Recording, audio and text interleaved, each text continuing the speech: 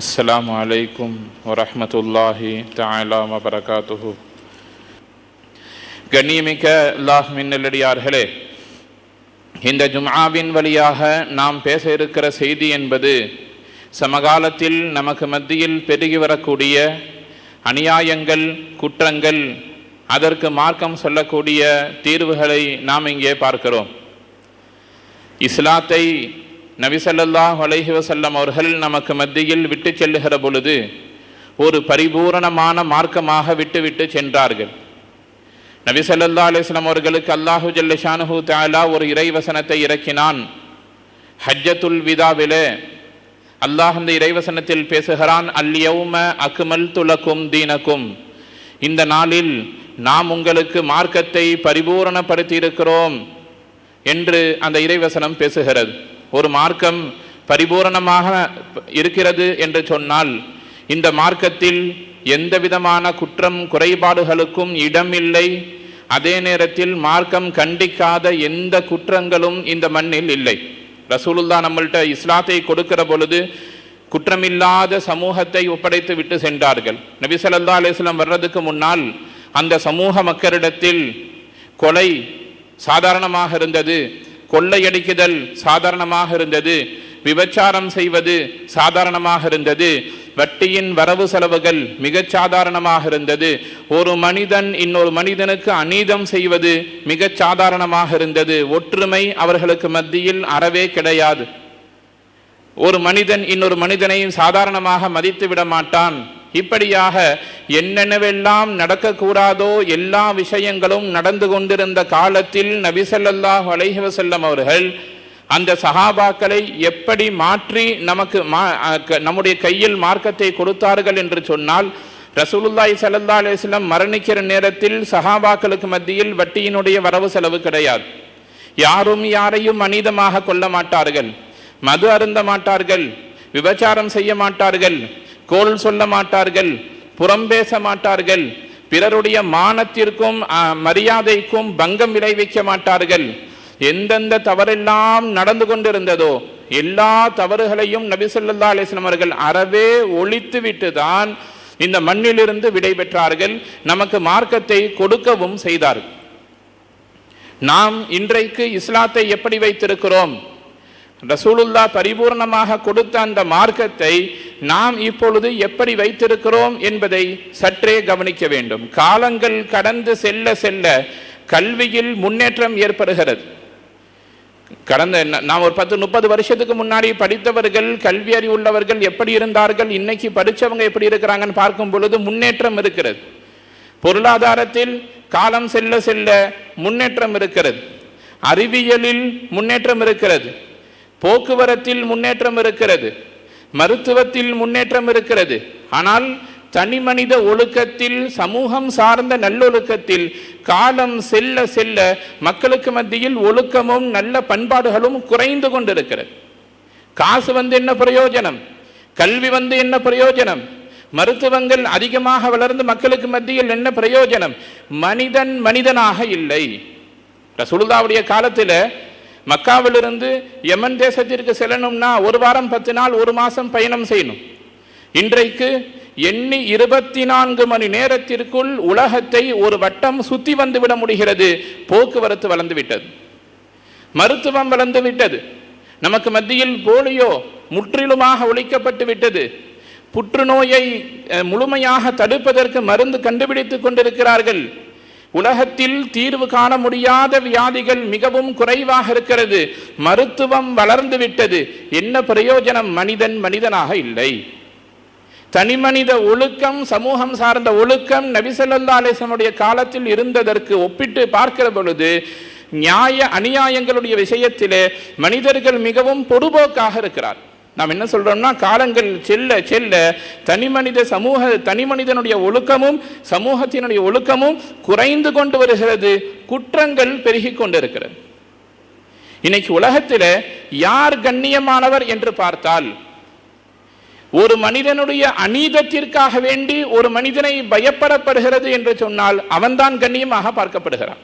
நல்லவர்களை மக்கள் அவ்வளவு விரைவாக மதிப்பதில்லை, அநீதம் செய்பவர்களை மக்கள் மதிக்கிறார்கள். குற்றம் செய்யக்கூடியவர்கள் சபைகளில் கண்ணியமானவர்களாக பார்க்கப்படுகிறார். எனவேதான் நாம் சொல்லுகிறோம், நபி ஸல்லல்லாஹு அலைஹி வஸல்லம் அவர்கள் கொடுத்த மார்க்கம் பரிபூரணமான மார்க்கம். இன்றைக்கு நாம் ஈமானை, இஸ்லாத்தை எப்படி வைத்திருக்கிறோம்னு சொன்னா, முஸ்லிம்களிடத்தில் இல்லாத பாவங்கள் என்று எதுவுமே கிடையாது. நாம் அதிகமாக இது தொடர்ந்து பேசும் பொழுதெல்லாம் சொல்லிக் கொண்டிருக்கிறோம், பாவம் என்று நீங்கள் ஒரு பட்டியலை போடுங்கள். அந்த பாவம் என்பது ஷரியத் அடிப்படையில் இருக்கலாம், அல்லது பொதுவான பாவங்களாக இருக்கலாம். பாவம் என்று பட்டியல் போட்டால் இந்த பாவம் இஸ்லாமிய சமூகத்தில் அறவே கிடையாது என்று சொல்லக்கூடிய அளவில் எந்த ஒரு பாவமும் நமக்கு மத்தியில் இல்லை. பட்டியலை பாருங்கள். மது இருக்கிறது. மாது பெண்களுடைய விஷயத்தில் இஸ்லாமியர்களுடைய நிலைப்பாடு காலங்கள் செல்ல செல்ல அதிகமான குற்றங்கள். அதே போல சூதாடுதல் முஸ்லிம்களிடத்தில் இருக்கிறதா இல்லையா? இருக்கத்தான் செய்கிறது.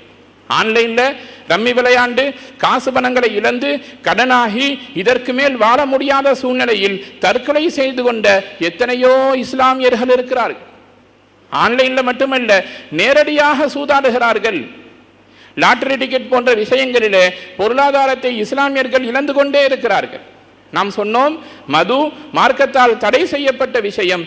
எத்தனை இஸ்லாமிய இல்லங்கள் இன்றைக்கு மதுவினால் பாதிக்கப்பட்டு இருக்கிறது. அன்றாடம் செய்திகளை நாம் பார்க்கிறோம். முஸ்லிம்களின் பெயரை தாங்காத எந்த ஒரு செய்தியும் ஒரு நாளில் வாசிக்கப்படுவதில்லை. மது போதையால் இன்னார் இன்னாரை வெற்றி கொண்டார் என்று முஹம்மது என்கிற பெயரோடு இஸ்லாமியர்களுடைய பெயர் செய்தித்தாள்களில், செய்தி சேனல்களில் சொல்லப்படுகிறது. அதே போல விபச்சாரத்தினுடைய குற்றம் இஸ்லாமியர்களுக்கு மத்தியில் மிக சாதாரணமாக இருக்கிறது. தொடர்ந்து பாருங்கள் பாவத்தினுடைய பட்டியலை. வட்டி இருக்கத்தான் செய்கிறது. வட்டியினுடைய வரவு செலவை இஸ்லாமியர்கள் ஒருபோதும் பெரிதாக எடுத்துக்கொள்வதில்லை. கொலை செய்தல் சாதாரணமாக இருக்கிறது. கொள்ளையடிக்குதல் சாதாரணமாக இருக்கிறது. பிறருடைய சொத்தை அபகரிக்குதல் சாதாரணமாக இருக்கிறது. பொய் பேசுவது, புறம் பேசுவது, ஜோசியம் பார்ப்பது, குறி பார்ப்பது, சடங்குகள் சம்பிரதாயங்கள் செய்வது, இணை வைப்பது, பிறருடைய மானத்தை மரியாதையை குறைப்பது, இன்னும் பார்க்கிறோம் பிறருக்கு அநீதம் செய்வது.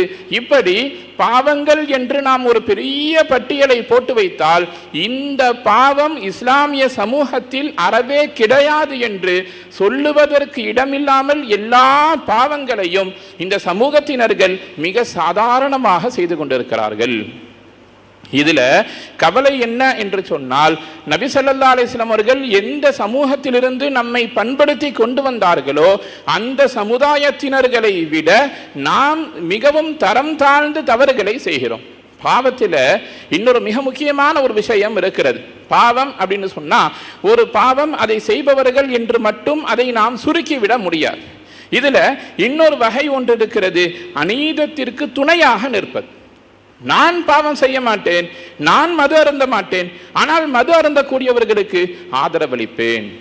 நான் வட்டியினுடைய வரவு செலவு செய்ய மாட்டேன், ஆனால் என்னுடைய பையன் பேங்க்ல வேலை செய்வார். பேங்க்ல என்ன நடக்குது? வட்டியின் வரவு செலவு நடக்கிறது. நான் என்னுடைய வீட்டை பேங்க் நடத்துவதற்கு வாடகைக்கு கொடுப்பேன், ஆனால் நான் வட்டி வாங்க மாட்டேன், வட்டியினுடைய வருமானத்தை மட்டும் வாங்கிக் கொள்ளுவேன். இப்படியாக தான் தவறு செய்யாமல் தவறுக்கு உடந்தையாக இருப்பது தவறிலும் பெரும் தவறாக இருக்கிறது. இந்தியாவினுடைய சட்ட அரசியல் அமைப்பு சட்டத்தையே பார்த்தோம்னு சொன்னா, கொலை பாவம் செய்வதை விட கொலை செய்வதை விட கொலை செய்வதற்கு உறுதுணையாக இருப்பவர்களுக்கு அதிகமாக தண்டனை கொடுக்கப்படும்.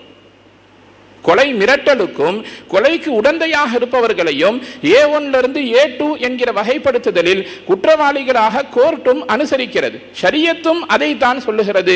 அல்லாஹும் குர்ஆன்ல அதைத்தான் பேசுகிறான். வதஆவனு, ஏற்கனவே பயானை ஆரம்பிக்கும் பொழுது சொன்ன அந்த ஆயத்தில் அல்லாஹ் பேசுகிறான், வதஆவனு அலல் பிர்ரி வத்தக்வா, நீங்கள் ஒருவருக்கொருவர் ஒத்தாசையாக உடந்தையாக ஒன்றாக சேர்ந்திருக்கிறது என்று சொன்னால் நல்ல விஷயங்களில் ஒன்று சேர்ந்திருங்கள். ஒருவருக்கொருவர் உதவியாக இருங்கள், ஒன்றாக இருங்கள், ஒத்தாசையாக இருங்கள். அலல் பிர்ரி, நல்ல காரியத்திலும், வத்தக்வா, இறையச்சத்திலும். வலா தஆவனு அலல் இஸ்மி வல் உதுவான். பாவத்திற்கும் விரோதத்திற்கும் ஒருபோதும் நீங்கள் உறுதுணையாக இருக்காதீர்கள். ஒருத்தன் தவறு செய்கிறான் என்று தெரிந்துவிட்டால் அவனை சமூக அளவில் பண்படுத்துவதும் ஒதுக்கி வைப்பதும் அவனுக்கான நேரத்தை கொடுத்து அவனை சரி செய்வதும் தான் தேவையே தவிர மாறாக பரவாயில்ல இதெல்லாம் யாரும் செய்யாத தப்பையா நீ செஞ்சிட்ட என்று நமக்கு மத்தியில் நாம் ஒருவருக்கொருவர் அதை சரி செய்து கொண்டிருக்கிறோம். இது ஆபத்திலும் பெரும் ஆபத்தாக இருக்கிறது. ரசூலுல்லாஹி ஸல்லல்லாஹு அலைஹி வஸல்லம் வட்டி என்று வருகிற பொழுது வெறுமனே வட்டிக்கு கொடுப்பவர் வட்டியை வாங்குபவர் அவர்களை மட்டும் ரசூலுல்லாஹ் கண்டிக்கவில்லை. லஅன ரசூலுல்லாஹி ஸல்லல்லாஹு அலைஹி வஸல்லம் ஆகிலுர் ரிபா வ மூகிரஹு வ காதிபஹு வ ஷாஹிதஹு. வட்டியை வாங்குபவர், வட்டிக்கு கொடுப்பவர், அதற்கு சாட்சியாக இருப்பவர், அதற்கு கணக்கெழுதுபவர், எல்லா நபர்களையும் நபி ஸல்லல்லாஹு அலைஹி வஸல்லம் அவர்கள் சபிக்கிறார்கள். எப்பா கொடுத்ததும் வாங்குறது மட்டும்தான தப்பு, அதற்கு உறுதுணையாக நான் ஏதாச்சும் ஒரு இடத்துல இருந்தேன்னா அது என்ன தப்பு என்று நாம் கேட்க முடியாது. காரணம், பாவத்தின் முதல் படித்தரம் எங்கிருந்து ஆரம்பமாகும்னு சொன்னா கூட நிக்கிறப்பதான். ஒருவர் மதுவை எப்படி பழகுகிறார்? குடிகாரர்கள்ட்ட கேட்டு பாருங்க, உங்களுக்கு இந்த பழக்கம் எங்கிருந்து வந்தது? குடிகாரர்களிடத்தில் இந்த பழக்கம் உங்களுக்கு எங்கிருந்து வந்தது என்று கேட்டால், என்னுடைய நண்பன் குடித்துக் கொண்டிருந்தான், நான் சும்மா கூட நின்றேன், பார்த்தேன், அப்படி என்ன இருக்கிறது என்று தெரிந்து கொள்ள வேண்டும் என்று ஆசைப்பட்டேன். ஒரு நாள் லேசா குடிச்சு பார்க்கலாம் கை வச்சேன், வருஷம் 10 20 நாள் விட முடியலன்னு சொல்லுவான். இப்பொழுது விளங்கும் மார்க்கம் ஏன் உறுதுணையாக இருப்பதை தடுக்கிறது என்று. கூட இருந்தால் செய்து பார்க்க வேண்டும் என்கிற ஆசை வரும். இது வெறுமனே மதுவிற்கு மட்டுமல்ல, வெளிப்படையாக மது அருந்துவதும் விபச்சாரம் செய்வதும் கோள் சொல்லுவதும் கொலை செய்வதும் எப்படி பாவமோ அதுபோல புறம் பேசுவதும் பொய் பேசுவதையும் மார்க்கம் பாவம் என்று தான் சொல்லுகிறது. நாம் வெறுமனே சமூகத்தில் பெரும் பாவிகளை மட்டும் ஒதுக்கி தள்ளிவிட்டு நம்மை நாம் நல்லவர்களாக ஒருபோதும் ஆக்கிக் கொள்ள முடியாது. இஸ்லாத்தில் வெறும் மது மட்டுமே தவறா, வெறும் விபச்சாரம் மட்டுமே தவறா, வெறும் வட்டி வாங்குவது மட்டுமே தவறா? அல்லாஹ் குர்ஆன்ல எவ்வளவு தூரம் கண்டித்து நம்மை பார்த்து பேசுகிறான். அய்யுஹிப்பு அஹதுக்கும் அன் யஅகுல லஹ்ம அஹீஹி மைத்தன் ஃபகரிஹ்துமுஹு. மரணித்து விட்டு உங்களின் சகோதரனின் மாமிசத்தை சாப்பிடுவதற்கு நீங்கள் விரும்புவீர்களா? அதற்கு ஒப்பான பாவம் தான் நீங்கள் கோல் சொல்லுவதும் நீங்கள் புறம் பேசுவதும் என்று அல்லாஹ் குர்ஆன்ல சொல்லியிருக்கிறார். பாவம் என்று வந்துவிட்டால் எல்லா பாவங்களையும் ஒரே தரத்தில் வைத்துதான் நாம் இங்கே பார்க்க வேண்டும். ரசூலுல்லாஹ் பரிபூர்ணமாக கொடுத்த அந்த மார்க்கம் சமகாலத்தில் பாவங்களால் நிரம்பி வழிகிறது. முஸ்லிம்கள் தங்களுடைய வாழ்க்கை முறைகளை மிக சாதாரணமாக பாவத்தோடு சேர்த்து கொள்ளுகிறார்கள். நபி ஸல்லல்லாஹு அலைஹி வஸல்லம் இதை எந்த அளவிற்கு கண்டிக்கிறார்கள் என்று பார்க்கிற பொழுது ஒரு ஹதீஸில் நபி ஸல்லல்லாஹு அலைஹி வஸல்லம் அவர்கள் சொல்லுவார்கள், மன் மஷா மஅ ஸாலிமின், யார் ஒருவர் ஒரு அநியாயக்காரனோடு செல்லுகிறாரோ, எதற்காக? லியுஈனஹு, அவனுக்கு உதவி செய்வதற்காக வேண்டி. ஒருவன் அநியாயம் செய்கிறான், அக்கிரமம் செய்கிறான், பாவம் செய்கிறான், அவனுடைய நிலைப்பாடு மார்க்கத்தின் அடிப்படையில் தவறு என்று நமக்கு தெரிகிறது. ரசூலுல்லாஹ் சொல்றாங்க, வஹுவ யஅலமு அன்னஹு ஸாலிமுன், அவன் அநியாயக்காரன் என்று நீங்கள் அறிந்த நிலையில் அவனோடு சேர்ந்து கொண்டு அவனுக்கு நீங்கள் உறுதுணையாக உதவியாக இருந்தால் ரசூலுல்லாஹ் சொல்றாங்க, ஃபக்கது ஹரஜ மினல் இஸ்லாம், அவன் மார்க்கத்திலிருந்து வெளியேறி விடுகிறான் என்று ரசூலுல்லாஹ் சொல்றான். பாவம் செய்வதல்ல, ஒருவன் பாவம் செய்கிறான், அநீதம் செய்கிறான், அக்கிரமம் செய்கிறான், மார்க்கத்தால் தடுக்கப்பட்டவைகளை செய்கிறான் என்று தெரிந்தே அவனுக்கு நீங்கள் உறுதுணையாக இருந்தால் நீங்களும் மார்க்கத்திலிருந்து வெளியேறி விடுகிறீர்கள் என்று நபி ஸல்லல்லாஹு அலைஹி வஸல்லம் அவர்கள் சொல்லுகிறார்கள் என்று சொன்னால், பாவத்தின் விஷயத்தில் இந்த சமூகம் எந்த அளவிற்கு விழிப்பாக இருக்க வேண்டும் என்பதை சற்றே கவனத்தில் கொள்ள வேண்டும். ஒரு பக்கம் பாவம் என்று பட்டியல் போடுகிற பொழுது அந்த பாவங்களில் எந்த இடத்திலும் இஸ்லாமிய சமூகம் சாதாரணமாக விட்டு வைக்கவில்லை, மாறாக எல்லா பாவங்களையும் இஸ்லாமிய சமூகம் எடுத்து செய்து கொண்டிருக்கிறது. இன்னொரு பக்கம் நாம் பார்க்கிறோம், ஒருவன் அநீதம் செய்கிறான் என்று தெரிந்தும், தவறு செய்கிறான் என்று தெரிந்தும், பாவம் செய்கிறான் என்று தெரிந்தும் அவனுக்கு உதவியும் ஒத்தாசையையும் இந்த சமூகம் தொடர்ந்து செய்கிறது. ஆனால் என்ன சொல்றாங்க அப்படின்னா, நான் பாவம் செய்யறதில்லை, நான் யாருக்கும் அநீதம் செய்வதில்லை என்று சொல்லிக்கொண்டு கொண்டு செய்ய வேண்டிய எல்லா பாவங்களையும் செய்யக்கூடிய நபர்களுக்கு இவர்கள் உறுதுணையாக இருக்கிறார்கள். ஹஸரத் வாபிஸா இப்னு மஅபத் ரலியல்லாஹு தஆலா அன்ஹு என்று சொல்லப்படக்கூடிய ஒரு சஹாபி ரசூலுல்லாஹி ஸல்லல்லாஹு அலைஹி வஸல்லம் வருவாங்க. எதற்காக வேண்டி வருவாங்கன்னு சொன்னா, நன்மை என்றால் என்ன, நன்மைனா என்ன என்று கேட்க வேண்டும். அவர்களுடைய மனசில் இருக்கக்கூடிய எண்ணம். ரசூலுல்லாஹ்ட்ட வருகிற பொழுது நபி ஸல்லல்லாஹு அலைஹி வஸல்லம் அவர்கள் அந்த வாபிசாவை பார்த்த உடனேயே ரசூலுல்லாஹ் கேட்பாங்க, நன்மை என்றால் என்னவென்று தெரிந்து கொள்வதற்காக நீ என்னிடத்தில் வந்திருக்கிறாயான்னு கேட்பான். இவர் என்ன தேவைங்கிறத ரசூலுல்லாஹ்ட்ட சொல்லல, வந்து உட்கார்றார், முகத்தை பார்க்கிறார்கள் நபி ஸல்லல்லாஹு அலைஹி வஸல்லம். அவர் என்ன நினைத்து கொண்டு வந்திருக்கிறார் என்பதை ரசூலுல்லாஹ் சொல்றாங்க, நன்மை என்றால் என்னவென்று தெரிந்து கொள்வதற்காக வாபிசா நீ வந்தாயா? ஆம் யா ரசூலுல்லாஹ், சொல்லுங்க, நன்மைனா என்னன்னு சொல்லுங்க என்று நபி ஸல்லல்லாஹு அலைஹி வஸல்லம் இடத்தில் கேட்ட பொழுது ரசூலுல்லாஹ் சொல்றாங்க, எது நன்மை என்பதை நான் உனக்கு சொல்ல வேண்டியதில்லை, உன்னுடைய மனசில் நீ கேட்டுக்கொள். உன்னுடைய, நமக்கு விளங்குற மாதிரி சொல்லணும்னா, உன்னுடைய மனசாட்சியை நீ கேள்வி கேட்டுக்கொள். உன்னுடைய இதயத்திடத்தில், உன்னுடைய மனதிடத்தில் நீ கேட்டுக்கொள் எது நன்மை என்று. எந்த காரியத்தை செய்கிற பொழுது அந்த செயல்பாடு உனக்கு மன நிம்மதியை தருமோ, எந்த ஒரு அமலை செய்கிற பொழுது, எந்த ஒரு பேச்சை பேசுகிற பொழுது, எந்த ஒரு செயல்பாட்டை செய்கிற பொழுது மனதில் ஒரு நிம்மதி வருமோ, மனதில் ஒரு அமைதி வருமோ, நாம் நல்லது செய்தோம் என்கிற திருப்தி வருமோ, அந்த காரியம் நன்மைதான், நீ அதை செய்து கொள். ரசூலுல்லாஹ் தொடர்ந்து பேசுகிறார்கள், எந்த ஒரு வேலையை செய்கிற பொழுது, எந்த ஒரு காரியத்தை செய்கிற பொழுது, எந்த ஒரு பேச்சை பேசுகிற பொழுது, எந்த ஒரு முடிவை எடுக்கிற பொழுது உள்ளத்தில் குறுகுறுப்பு ஏற்படுமோ, உள்ளத்தில் தடுமாற்றம் வருமோ, மனசு சொல்லும், நிச்சயமாக ஒவ்வொரு மனிதருக்கும் மனசு சொல்லும், இந்த வேலை தவறு, இந்த செயல்பாடு தவறு, இந்த காரியங்கள் தவறு என்று மனசு சொல்லும். ரசூலுல்லாஹ் சொல்றாங்க, உள்ளத்தில் ஏதாவது தடங்கள் வந்தால், மனம் குறுகுறுத்தால் விளங்கிக்கொள், அது பாவம், அதை விட்டும் நீ விட்டுவிடு.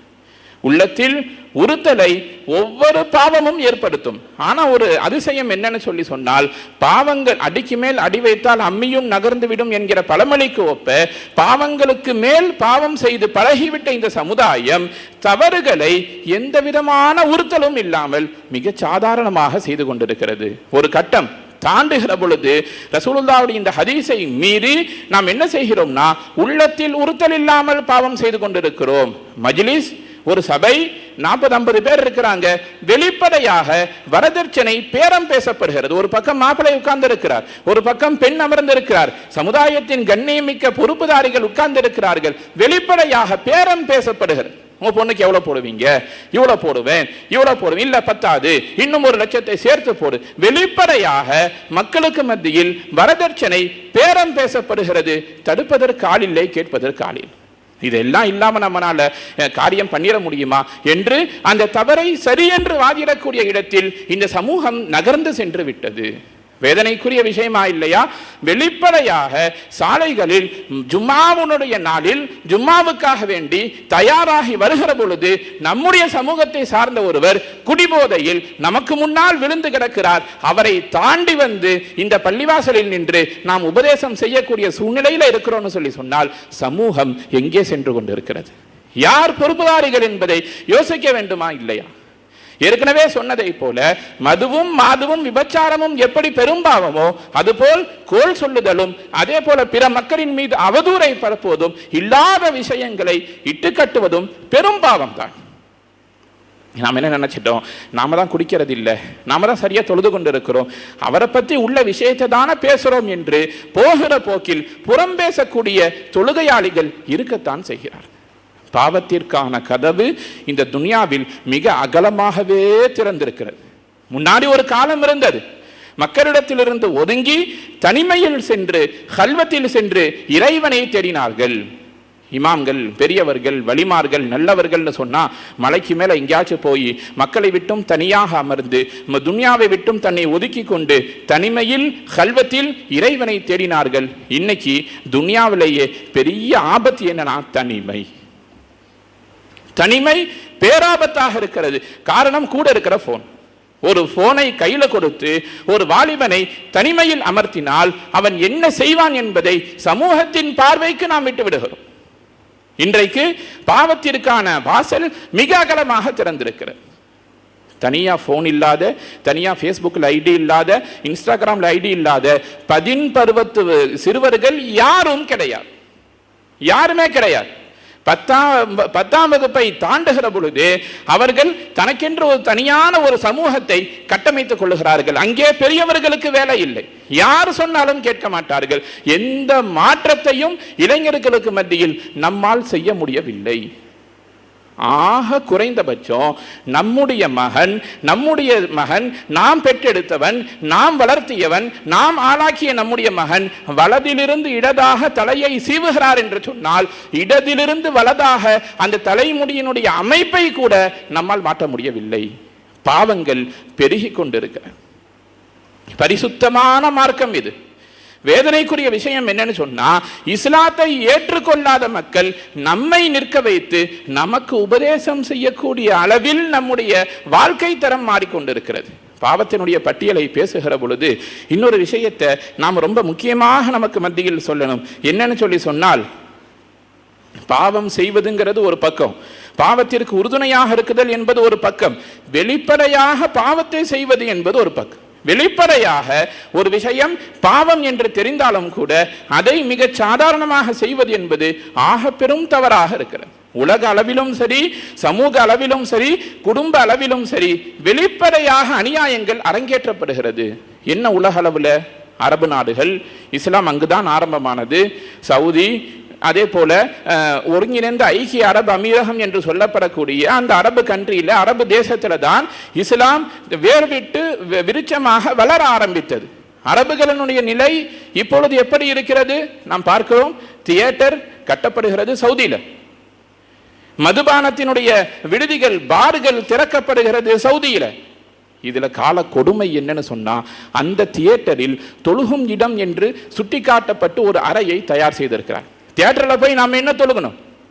ஆனால் பாருங்கள், வெளிப்படையாக உலக அளவிலும் சரி, சமுதாய அளவிலும் சரி, எல்லா இடத்திலேயும் அநியாயங்கள் செய்யப்படுகிறது, கட்டவிழ்த்து விடப்படுகிறது. கேட்பதற்குத்தான் யாரும் இல்லை. நபி ஸல்லல்லாஹு அலைஹி வஸல்லம் என்ன சொல்றாங்கன்னு சொல்லி சொன்னா, உங்களுக்கு மத்தியில் அநீதங்கள் தலைவிரித்தாடுகிற பொழுது உங்களால் கட்டுப்படுத்த முடிந்தால் நேரடியாக தடுங்கள். இல்லைன்னு சொன்னா நீங்கள் கரத்தின் மூலம் தடுங்கள், நாவின் மூலம் தடுங்கள். எதுவும் முடியலாட்டி மனதால் அந்த பாவத்தை வெறுத்து நீங்கள் அங்கிருந்து ஒதுங்கிக் கொள்ளுங்கள்னு சொல்றாங்க. உலக அளவில் நாம் பார்க்கிறோம், பலஸ்தீனத்தின் மீது 700 நாட்களுக்கும் மேலாக தொடர்ந்து கட்டவிழ்த்து விடப்படுகிற ஒரு போர். இஸ்லாமிய சமூகம் என்ன செய்தது? நாம் இங்கிருந்து அவர்களுக்கு என்ன செய்ய முடியும்? பிரார்த்தனை செய்ய முடியும், துஆ செய்ய முடியும். எத்தனை பேர் பலஸ்தீன மக்களை மனதில் நினைத்திருக்கிறோம்? வெளிப்படையாக பேசுங்கள், வெளிப்படையாக பாருங்கள். இந்த போருக்கு யார் காரணம்? யார் பின்னால் இருந்து இயக்கிக் கொண்டிருக்கிறார்கள்? அமெரிக்காவுடைய அரசாங்கம். ஆனால் அவங்க கேட்கறது என்ன? எனக்கு அமைதிக்கான நோபல் பரிசு வேணும்னு கேட்கிறான். பண்ற அநியாயம் முழுக்க அவர்களிடத்தில் இருந்து. கொல்லப்படுபவர்கள் அனைவரும் முஸ்லிம்கள். பலஸ்தீனத்திற்காக ஆதரவில் இருக்கக்கூடிய நாடுகள் என்று பார்த்தால், பிரான்ஸ் ஆதரவு தெரிவிக்கிறது, பலஸ்தீனத்திற்கு ஆதரவு தெரிவிக்கிறது. ஆஸ்திரேலியா ஆதரவு தெரிவிக்கிறது, பிரிட்டன் ஆதரவு தெரிவிக்கிறது. இவர்கள் எல்லாம் முஸ்லிம் அல்ல. நாம் சொல்ல வருகிற செய்தி, இவர்கள் அனைவரும் முஸ்லிம் அல்ல. பக்கத்திலேயே 200 கிலோமீட்டருக்குள்ள இருக்கிற சவுதி அமைதியாக இருக்கிறது, கத்தார் அமைதியாக இருக்கிறது. இஸ்லாமிய நாடுகள் அநீதத்தை பார்த்து, ஒரு முஸ்லிம் கொல்லப்படுவதை பார்த்து சமூக அரங்கில் அமைதி காக்கிறது. இஸ்லாம் அல்லாதவர்கள் அநீதத்திற்கு எதிராக குரல் கொடுத்து கொண்டிருக்கிறார்கள். இது நாடு அளவில் அல்ல, குடும்ப அளவிலும் சமூக அளவிலும் இப்படித்தான் இருக்கிறது. ஹஸ்ரத் இப்னு அப்பாஸ் ஹஸ்ரத் அனஸ் ரலியல்லாஹு தஆலா அன்ஹு அவர்கள் சொல்லக்கூடிய ஒரு ஹதீஸோடு நிறைவுக்கு வர வேண்டும். அனஸ் ரலியல்லாஹு சொல்றாங்க, நபி ஸல்லல்லாஹு அலைஹி வஸல்லம் காலத்தில் வாழ்ந்தவர்கள் என்ன சொல்றாங்கன்னா, ரசூலுல்லாஹ்வுடைய காலத்திற்கு பின்னால் சஹாபாக்களை பார்த்து, தாபிஈன்களை பார்த்து சொன்ன செய்தி புகாரியில பதிவு செய்யப்படுகிறது. நீங்கள் ரோமத்தை விட லேசாக நினைக்கக்கூடிய பாவத்தை எங்களுடைய காலத்தில் பேரழிவை ஏற்படுத்தும் பாவமாக நாங்கள் பார்த்தோம்னு சொன்னாங்க. சஹாபாக்களுடைய காலம், ரசூலுல்லாஹ்வுடைய காலம், தாபியீன்களுடைய காலத்திலேயே அந்த பாவங்களை அந்த அளவில் பார்க்கக்கூடியவர்களாக அனஸ் ரலியல்லாஹு இருந்தாங்கன்னா, இன்னைக்கு நம்முடைய சமூகத்தை பார்த்தால் நிச்சயம் நாம் முஸ்லிம் என்றே அவர்கள் சொல்ல மாட்டார்கள். அந்த அளவிற்கு குற்றங்களும் பாவங்களும் நாள்தோறும் பெருகி கொண்டிருக்கிறது. சற்றே நாம் கவனத்தில் கொள்ள வேண்டும். இதற்கான தீர்வு என்னன்னு சொன்னா, ஒரே விஷயம்தான், மார்க்கம் நம்முடைய வீடுகளில் வர வேண்டும்.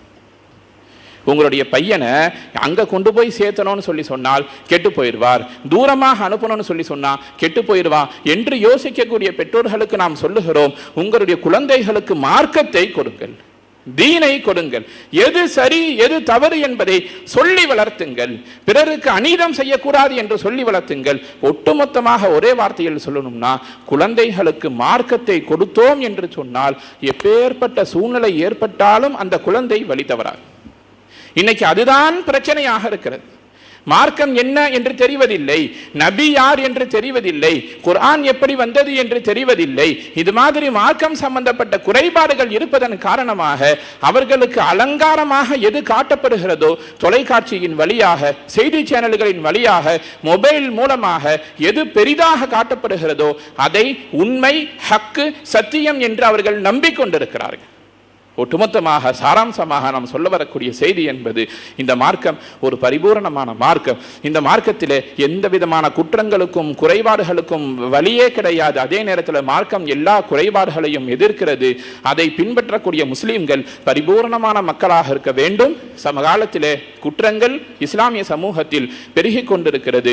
அதை அடியோடு களைய வேண்டும் என்று சொன்னால் நாம் சரியாக இருக்க வேண்டும். எல்லாவற்றுக்கும் மேலாக அடுத்த தலைமுறையினர்களுக்கு மார்க்கத்தை கொண்டு சேர்க்க வேண்டும். சரியது தவறியது, அல்லாஹ் என்ன சொல்லி இருக்கிறான் என்பதை குடும்பத்தில் பேச வேண்டும். குழந்தைகள் நல்வழிப்படுத்தப்பட வேண்டும். அப்படி இருக்கும் பட்சத்திலே அடுத்த தலைமுறை சமூகம் மிக சிறப்பாக கட்டமைக்கப்பட்ட ஒரு சமூகமாக ஆகும் என்பதில் எந்த சந்தேகமும் இல்லை.